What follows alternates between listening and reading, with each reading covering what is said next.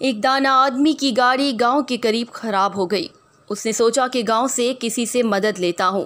وہ جیسے ہی گاؤں میں داخل ہوا تو اس نے دیکھا ایک بوڑھا شخص چارپائی پر بیٹھا ہوا ہے اور اس کے قریب مرغیاں دانا چگ رہی ہیں۔ ان مرغیوں میں ایک باز کا بچہ بھی ہے جو مرغیوں کی طرح دانا چگ رہا ہے۔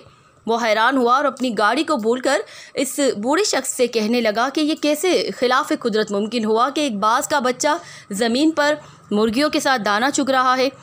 تو اس بوڑھے شخص نے کہا کہ دراصل یہ باز کا بچہ صرف ایک دن کا تھا جب یہ پہاڑ پر مجھے گرا ہوا ملا۔ میں اسے اٹھا کر لایا، یہ زخمی تھا۔ میں نے اس کو مرہم پٹی کر کے اس کو مرغی کے بچوں کے ساتھ رکھ دیا۔ جب اس نے پہلی بار آنکھیں کھولی تو اس نے خود کو مرغی کے چوزوں کے درمیان پایا۔ یہ خود کو مرغی کا چوزا سمجھنے لگا اور دوسرے چوزوں کے ساتھ ساتھ اس نے بھی دانا چگنا سیکھ لیا۔ اس دانا شخص نے گاؤں والے سے درخواست کی کہ یہ باز کا بچہ مجھے دے دے تحفے کے طور پر، یا اس کی قیمت لے لے، میں اس پر تحقیق کرنا چاہتا ہوں۔ اس گاؤں والے نے باز کا بچہ اس دانا شخص کو تحفے کے طور پر دے دیا۔ یہ اپنی گاڑی ٹھیک کروا پک کر اپنے گھر آ گیا۔ وہ روزانہ باز کے بچے کو چھت سے نیچے پھینک دیا کرتا، مگر باز کا بچہ مرغی کی طرح اپنے پروں کو سکیڑ کر گردن اندر چھپا لیتا اور روزانہ بلا ناغہ باز کے بچے کو اپنے سامنے ٹیبل پر بٹھاتا اور اسے کہتا کہ تو باز کا بچہ ہے، مرغی کا نہیں، اپنی پہچان کر۔ اسی طرح اس نے کئی دن تک اردو، پنجابی، سندھی، سرائکی، پشتو ہر زبان میں اس باز کے بچے کو کہا کہ تو باز کا بچہ ہے، مرغی کا نہیں، اپنی پہچان کر، اپنے آپ کو پہچاننے کی کوشش کر۔ آخرکار وہ دانا شخص ایک دن باز کے بچے کو لے کر ایک بلند ترین پہاڑ پر چلا گیا اور اسے کہنے لگا خود کو پہچاننے کی کوشش کرو، تم باز کے بچے ہو۔ اور اس شخص نے یہ کہہ کر باز کے بچے کو پہاڑ کی بلندی سے نیچے پھینک دیا۔ باز کا بچہ ڈر گیا اور اسے مرغی کی طرح اپنی گردن کو جھکا کر پروں میں سکیڑ لیا اور آنکھیں بند کر لی۔ تھوڑی دیر بعد اس نے آنکھیں کھولی تو اس نے دیکھا تو زمین تو ابھی بہت دور ہے، تو اس نے اپنے پر پھڑ پھڑائے اور اڑنے کی کوشش کرنے لگا، جیسے کوئی آپ کو دریا میں دھکا دے دے۔ آپ کو تیرنا بھی نہیں آتا تو بھی آپ ہاتھ پاؤں ماریں گے۔ تھوڑی دیر میں وہ اپنے آپ کو بیلنس کرنے لگا کیونکہ باز میں اڑنے کی صلاحیت خدا نے رکھی ہوتی ہے۔ تھوڑی دیر میں وہ اونچا اڑنے لگا، وہ خوشی سے چلانے لگا اور اوپر جانے لگا۔ کچھ ہی دیر میں وہ دانا شخص سے بھی اوپر نکل گیا اور نیچے نگاہیں کر کے اس کا احسان مند ہونے لگا۔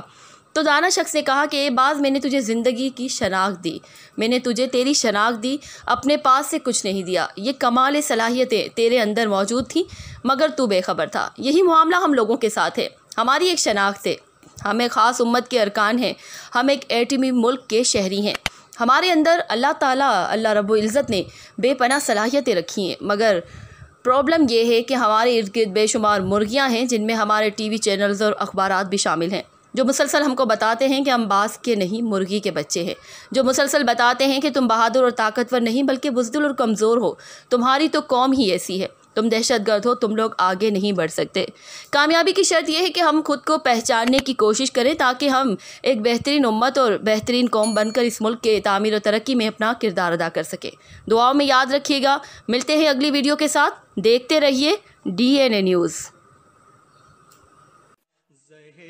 اصل عبادت وہی ہے جس سے دلی سکون حاصل ہو۔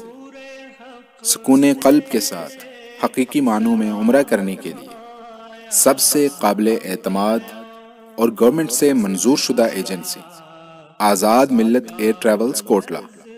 14، 21 اور 28 دن کے عمرہ پیکیجز، تمام ایئر لائنز کے ٹکٹس اور visit visa services. Azad Millat air travels, main road, Kotla, Arab Ali Khan, MD Naveed اکرم۔